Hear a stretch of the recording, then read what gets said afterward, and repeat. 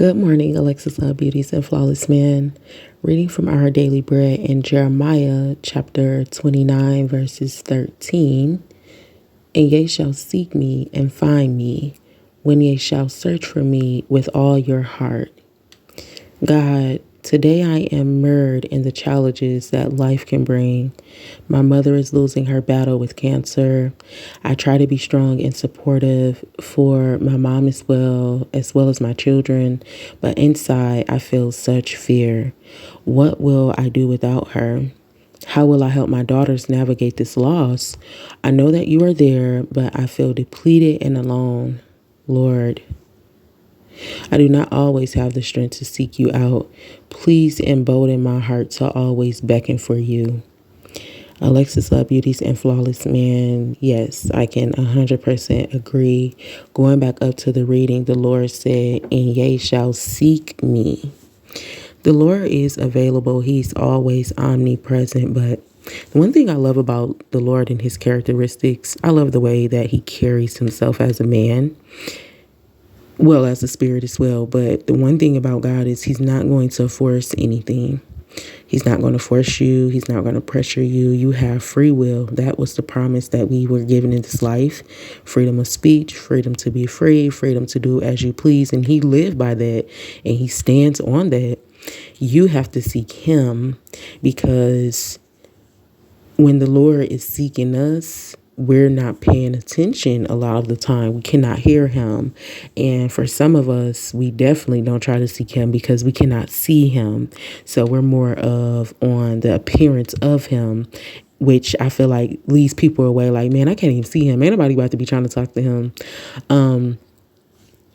It's whatever you want to do, but you have to seek him. So when you're looking for him, seeking God means to look for him. It means to question. I remember growing up, people say, you don't supposed to question God. You don't supposed to do this. You don't supposed to do this. You're just supposed to go with the flow. Well, going with the flow has had me caught in a strong delusion. So I'm questioning the flow. Who is in this water? What flow is this? And I'm just not going with no flow. I'm asking questions. When you ask questions, that is when you're seeking. So somebody be like, oh, you got to seek God with your whole heart. Seek ye first and then all these things.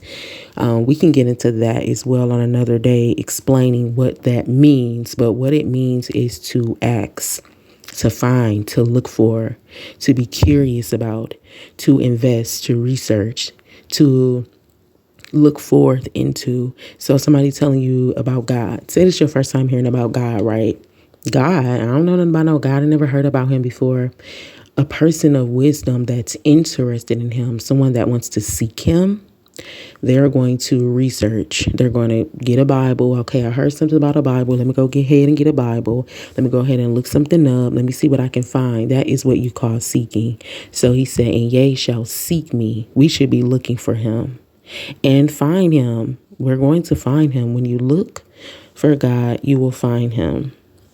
It's not some type of game. It's not some type of test. It's just you have free will if you want to look for him, if you want him in your life. But when you're looking for him, you will find him when ye search for me with all your heart. You have to do your extended research. And even if you don't have a relationship with God, when you start looking for him, you will grow closer to him. You will grow to love him, being a spirit, and your heart will be more involved. So even up to this day, if you don't know anything about God, you haven't really looked into him like that, when you begin to seek him, when you begin to question with wisdom, and when I say that, I mean by reading the Bible, right? Because you can go out here and look in so many different places. So we don't just want to be loosely looking around. But I say do your extended research in the Word of God and start in Genesis, so he can tell you who he is and the purpose of him. And when you do that with your heart, and you can constantly do that, then that's how you'll get your heart more involved with him. You'll begin to love him. You'll begin to know him. You'll begin to see the experiences that you lived through, other people have lived through, and then you will get that love for him if you don't have that already. So just seeking God, looking for him, questioning. Don't let nobody say you can't question. Please question. Please question. That's why we're in trouble. Please question. When you're looking for things, you will find God. He is not hiding from us. You will find him, and then that love will grow more and more for him, and then you'll be seeking him with your whole heart. This person in their testimony said, listen, there are so many different challenges going on. This person's mom was battling cancer. She said, I don't know how I'm going to tell my children this. I don't know how I'm going to keep up this loss and, be there for my children, because I'm going to be hurting as well. So Lord, I need your strength. I need you to bless me. I need you to have me. Give me the strength that I need. Give me the energy that I need to be able to take care of myself and to take care of my children. I know that you're telling me that you're here for me, but Lord, I need your help. This woman said, I need your help because I don't always have the strength to seek out your help. That's another thing. God knows that we're going through humanly things, worldly things.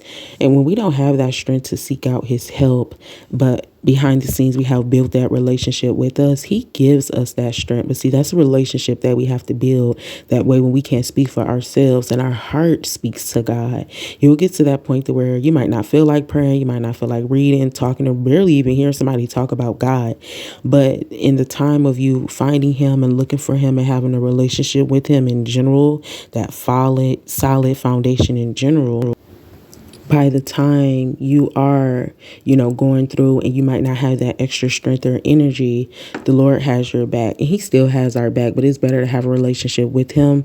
That way, when you can't cry out with your mouth, you can cry out with your heart. And we learned a lot of that from David. David cried out with his heart. And when we go in Psalms and read, we have the words to cry out as well. So that's the purpose of the word of God. When we can't speak, we don't know what to say, we can go in there and David will teach us how to cry out to the Lord. So when you get some time today, I encourage you to read Jeremiah chapter 29, verses 13. God bless you, and Alexis loves you.